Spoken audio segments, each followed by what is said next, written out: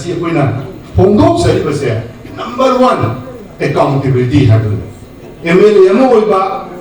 representative ane na mayam na thagat piri ba pratinidhi ne na thagat piri base madu accountable oidaba yadaba koina pangdok sari ba tawli base praja mayam da khangminaraga pangdok tabe yade achumba kari tawli asoiba kari yauge habse masi hayeng tungda RTI थारगा बहुत नया दा पुथोपगी मोता अखोई मयाम की मांग थमजरी हबगी वाखन से हा बाइन थमजरी इस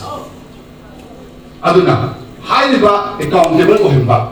लोइना ना ट्रांसपेरेंसी इम यावबा मयाम दा उत्मिनबा खंगमिनबा अदुगा तौरिबा थोकदोक सिंसी तौरिबा पांथोकदौबा और हौगिबा तौगिबा मयाम से मसी लेकाई दा अखोइना तौगिबा थबक तो लेकाई नि मीने दि खंगबा याय अदुबु अतै लेकाइदा खंगदबसु याय वाहे लेकाइदा मसी अखोइना कम्युनिटी ओरम संगाग्रे नत्र हुजिक सुजे सारगा कम्युनिटी ओर संगाग लो खतम नाइसल ए हाबिसे अतै लेकाइना खंगदबसु याय अद सिगुम्बा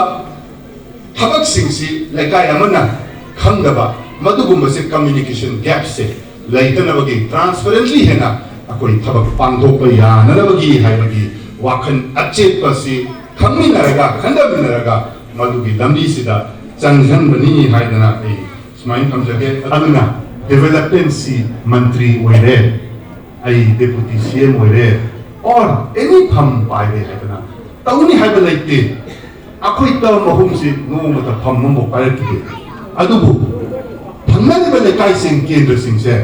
उरिपो ओइगेरा पासपोर्ट सु हाना मिरा बाइले मिनी सोमदा यास्कोजु हाँ जो स्पीकर लाई हाना सु मंत्री लाई में सिंजम में हाना मंत्री लाई उजिसु मंत्री लाई नहीं अन अकोई पर लाई बम में आपसे लोग ना मोई जगह दा मिनिस्टर और बा ना तो माइंड तो कोई देर में आता नहीं सगोल बन तब महूम फम बाइकर सु आई दिवाखंडा केंद्र की सेवक प्रति आई क्वाइडी वांगे दे हनिंग दे तो ममान थाना कोई सली पंगो नोटे सोपते है वैसे आई सिंह दे